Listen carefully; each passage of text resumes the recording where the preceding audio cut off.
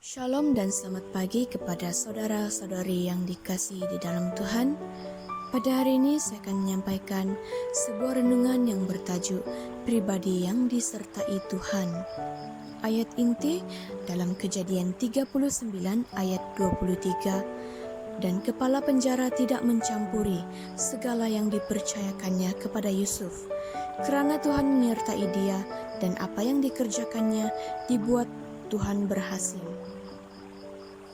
Yusuf adalah orang pilihan Tuhan yang hidup dalam kebenaran, walaupun bukan berarti ia luput dari segala macam kesukaran hidup.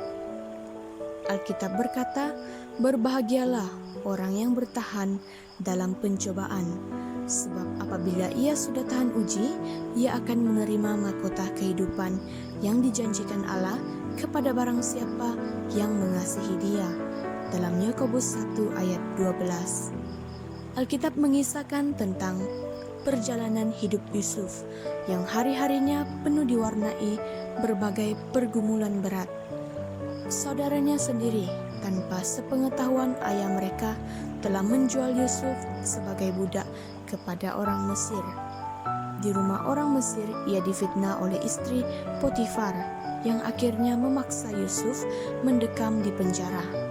Meski melewati berbagai ujian, hidup Yusuf senantiasa disertai Tuhan, sehingga ia menjadi seorang yang selalu berhasil dalam pekerjaannya. Puncaknya, Yusuf diangkat menjadi orang kedua di Mesir. Belajar dari perjalanan hidup Yusuf ini dapat disimpulkan bahwa Tuhan turut bekerja dalam segala perkara untuk mendatangkan kebaikan bagi kita. Asal kita hidup dalam kebenaran, tidak ada hal yang perlu ditakutkan dan dirisaukan. Sebab Tuhan menetapkan langkah-langkah orang yang hidupnya berkenan kepadanya. Apabila ia jatuh, tidaklah sampai tergeletak, sebab Tuhan menopang tangannya. Dalam Mazmur 37 ayat 23 hingga 24. Jangan pernah berkata bahwa keberhasilan dan kejayaan itu buah dari jerih payah atau kerana kekuatan kita sendiri, sebab di luar aku pun tidak dapat berbuat apa-apa.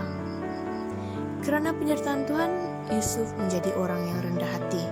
Sebaliknya, ia benci terhadap orang-orang yang congkak. Bila hidup kita disertai Tuhan, tidak ada perkara yang mustahil.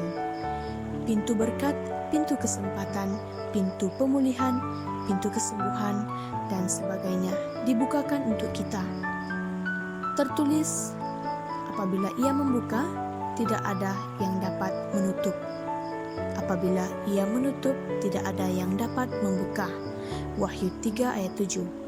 Jadi, dalam penyertaan Tuhan selalu ada pengharapan.